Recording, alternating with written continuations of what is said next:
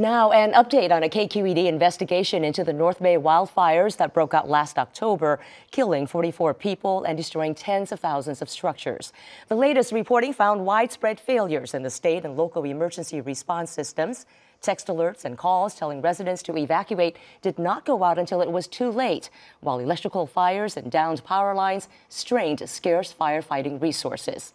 Joining me now with more on what they found are KQED politics and government reporter Marisa Lagos and KQED criminal justice reporter Sukey Lewis. Welcome to you both. Thanks for having us. Thank you. I know that you both spent 5 months investigating what happened with the fire and the response. Sukey, what were some of the most serious problems that you uncovered? I think, as you mentioned, the delays between when first responders who are on the ground kind of could see that there was really, really serious disaster happening and that people needed to be evacuated, and when those alerts went out to people. And I think that's kind of like this lasting lesson that I think is being learned from this, is that there needs to be a better method of communication with the public, a better way to alert them when fire is bearing down on their homes. And then some of the delays were quite stark. I mean, Napa County didn't call homes and tell people to evacuate until the next day. It wasn't just a matter of hours. The next day is a long delay. Yes, and I think that gets to issues of training as well, that they had these different alert technologies in Napa County, which is different technology than they have in Sonoma County. The fire is crossing boundaries. And then the people who are sending out the alerts, it seems like, didn't even quite know how to send them out properly and who they were targeting when they were sending them out. And Marisa, how did these gaps in communication affect residents as they were trying to figure out what was going on, what to do, where to go? Yeah, so I mean, one of the big lessons, again, is what happens when you call 911 and how do they, do they have the ability to tell you where to go, how to flee? For example, we spoke to a family up in Mendocino County, the Diaz family. They had 3 young kids. They were awoken by a neighbor. The dad called 911. They couldn't tell him, they didn't even tell him it was an evacuation. Fire's bearing down on their home. And when he asked, well, which way do we go? It's 2 options, one this way or that way. They didn't know. And this is something we heard again and again through these 911 calls. Our colleague, Lisa Pickoff-White, who partnered with us on this, and I had put out these public record requests. And I think that in addition to the evacuation delays, the other big thing that we learned was that part of the reason they were so overwhelmed, and when I say they, I mean both the dispatchers who are getting these calls, the 911 operators who are getting the calls from the public, but then also the firefighters and police on the ground, is because a lot of fires had actually broken out way earlier in the day because of these high winds and other conditions knocking down power lines. And so by the time 9, 10 o'clock rolls around and these fires are starting to hit Napa and Sonoma, they already have firefighters out in the field responding to these smaller incidents. And so I think there was this cascading effect that really impacted both first responders' ability to communicate with each other and then how they could talk to the public. So Sukey, expand on that, because Marisa brought up the electrical power failures, the equipment down, arcing power lines. How did all of that create additional challenges for firefighters? And also, electrical fires get top priority. Why is that?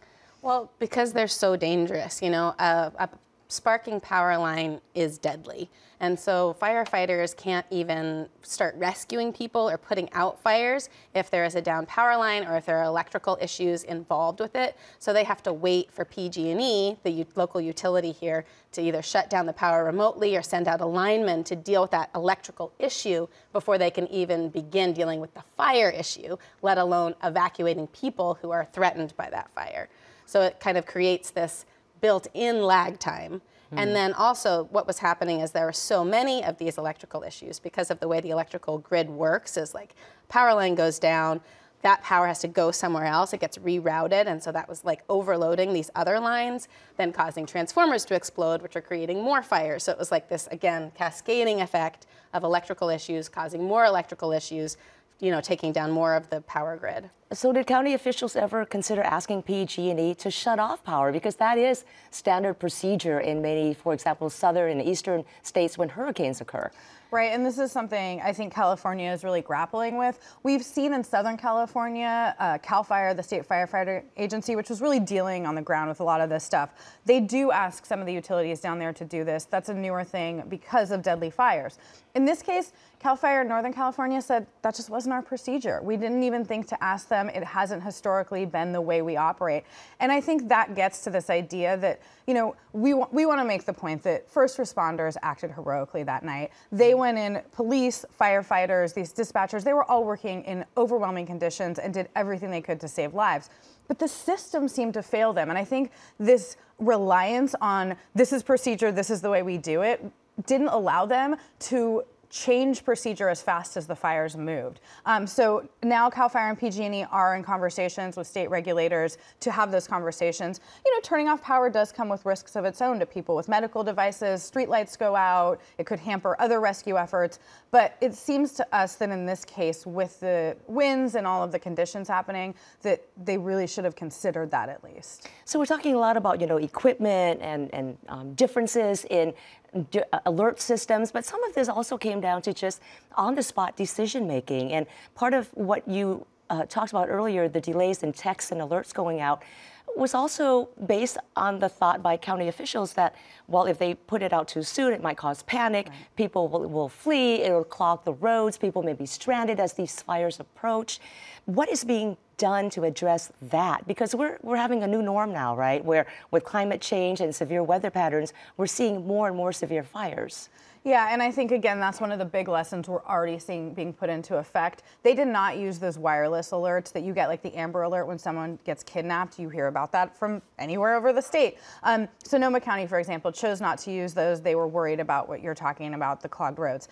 In Montecito, the Montecito fire, and Santa Barbara Ventura fires, the Thomas fire down there, they used those. The state stepped in and said, we're going to do this. They overrode the county. I think that's going to happen. We're also seeing changes at the federal level to how those alerts work, so hopefully they'll be more effective. And just real quickly, we have about 30 seconds. Sukey, what are some of the things being done now to prevent this from happening again?